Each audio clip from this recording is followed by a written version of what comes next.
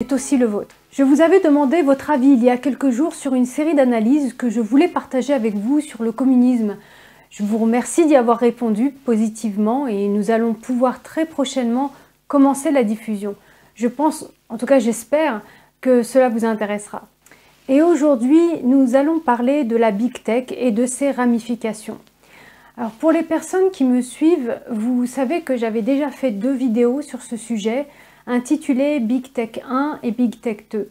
Donc je vous invite à les regarder pour ceux qui ne l'ont pas fait.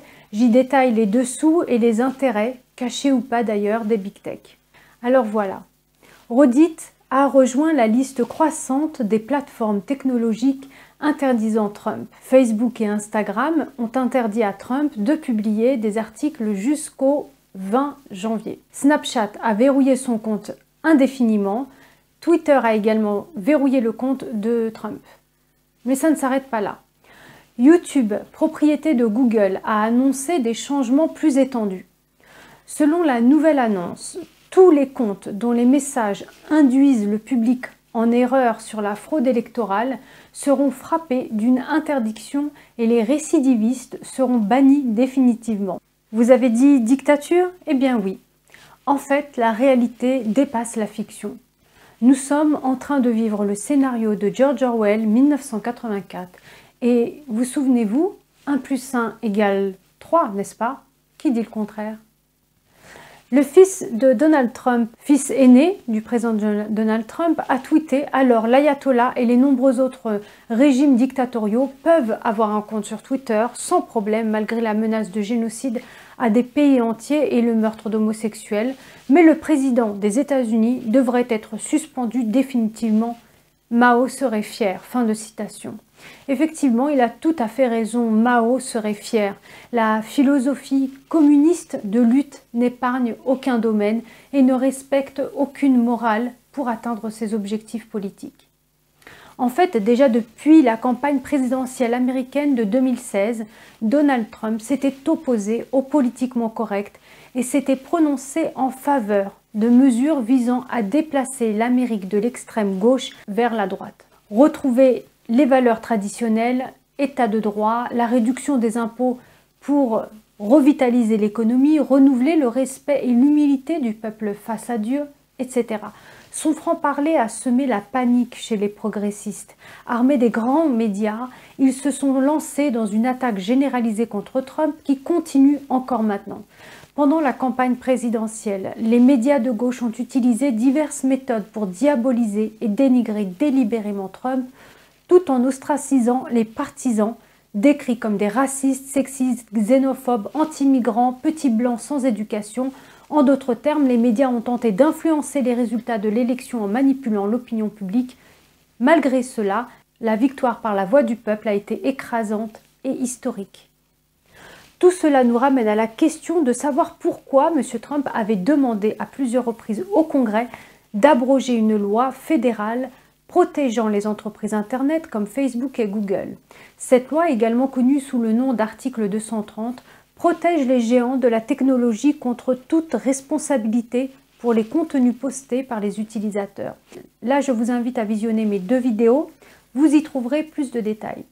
Le président Donald Trump a réagi à la décision de Twitter de suspendre définitivement son compte de sa plateforme vendredi dernier, condamnant le grand géant technologique et affirmant qu'il ne défend pas la liberté d'expression. Il a dit, je cite, « Comme je le dis depuis longtemps, Twitter est allé de plus en plus loin dans l'interdiction de la liberté d'expression. Et ce soir, les employés de Twitter ont coordonné avec les démocrates et la gauche radicale le retrait de mon compte de leur plateforme pour me faire taire et vous, les 75 millions de grands patriotes qui ont voté pour moi, a déclaré Trump dans un communiqué. Twitter est peut-être une société privée, continue-t-il, mais sans le don du gouvernement de la section 230, il n'existerait pas pour longtemps.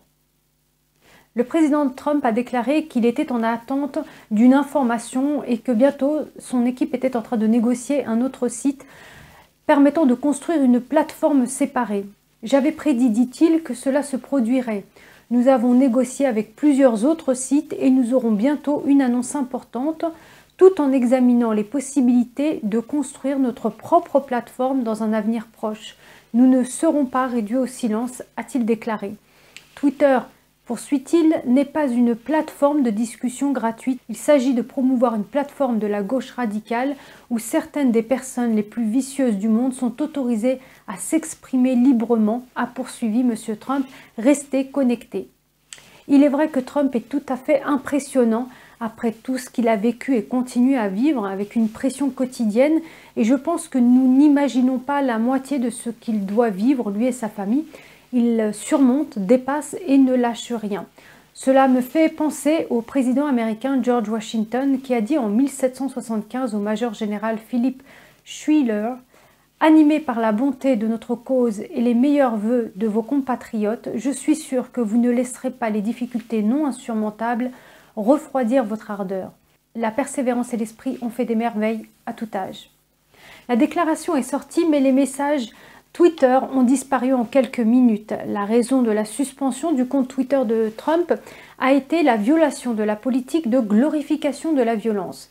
Il a cité 2 récents messages du président pour justifier la suspension. Le premier message disait « Les 75 millions de grands patriotes américains qui ont voté pour moi, l'Amérique d'abord, rendre l'Amérique à nouveau grande, auront une vocation géante dans le futur. Ils ne seront pas bafoués ou traités injustement de quelque manière que ce soit. » Par la suite, le second message du président à tous ceux qui ont demandé « Je n'irai pas à l'inauguration du 20 janvier ». Ce fut le dernier post sur Twitter avant que le compte de Donald Trump ne soit retiré de la plateforme.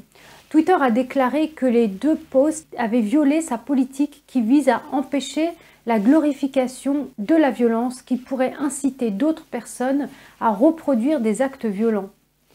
Il a estimé que les 2 derniers posts Twitter de Trump étaient très susceptibles d'encourager et d'inspirer les gens à reproduire les actes criminels qui ont eu lieu au Capitole américain le 6 janvier 2021.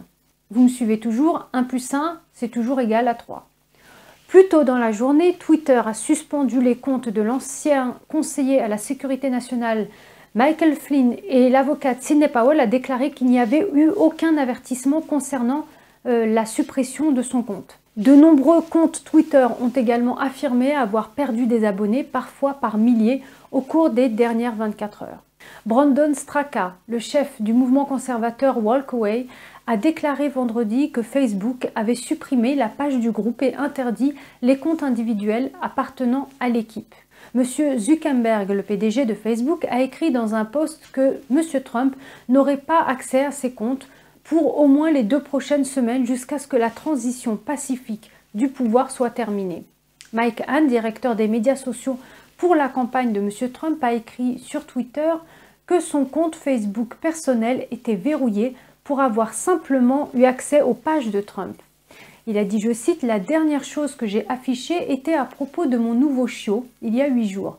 Apparemment, cela a mérité une suspension. » De plus, personne de Facebook ne vous répond, a-t-il ajouté.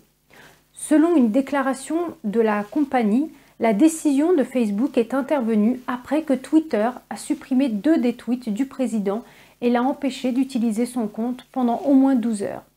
Zuckerberg a ajouté « Après la certification des résultats des élections par le Congrès, la priorité pour l'ensemble du pays doit maintenant être de s'assurer que les 13 jours restants et les jours suivants l'inauguration se passent de manière pacifique et conformément aux normes démocratiques établies. » Il a ajouté « Nous pensons que les risques de permettre au président de continuer à utiliser notre service pendant cette période sont tout simplement trop importants. Par conséquent, nous prolongeons le blocage que nous avons placé sur les comptes Facebook, Instagram indéfiniment et au moins pour les 2 prochaines semaines jusqu'à ce que la transition pacifique du pouvoir soit terminée. » Beaucoup à présent demandent à leurs abonnés d'aller sur le concurrent alternatif à Twitter, Parler. Jenna Ellis a écrit sur Facebook qu'elle avait eu plus de 70 000 abonnés sur Parler. Mais les big tech, tel un chien enragé, ne veut pas s'arrêter là. Apple menace de détruire Parler si elle ne suit pas ses règles de censure. Aujourd'hui, sur Fox News, Stevie Hilton, un homme politique britannique conseiller du Premier ministre Tory David Cameron, animateur de The Next Revolution, a dit « Le plus dérangeant est lorsque Apple impose à Parler, qui est un concurrent alternatif de Twitter, que nous allons vous écraser à moins que vous ne fassiez ce que nous voulons en termes de censure concernant les conservateurs. On ne peut accepter cela. » Fin de citation. À l'heure où ce bulletin a été écrit, il est prévu que dans les 3 heures, que Apple retire l'application Parler de l'Apple Store. Alors que peut-on retenir de tout cela?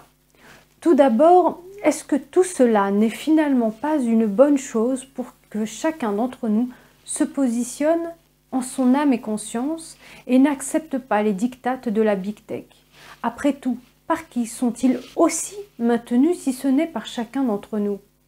C'est un mal, un virus qui se nourrit de notre inaction et de notre complaisance. Ouvrons tous des comptes sur les plateformes alternatives. Nous ne pouvons pas nous plaindre d'un côté et les alimenter de l'autre. En fait, c'est assez pervers de faire ainsi, car il y a une dissonance entre nos principes et nos actions. En tout cas, ce qui est clair est que, vu de l'extérieur, nous sommes à un tournant de la partie d'échecs où il semblerait que le président est en échec. Mais nous n'avons jamais vu un roi en échec faire si peur à l'état profond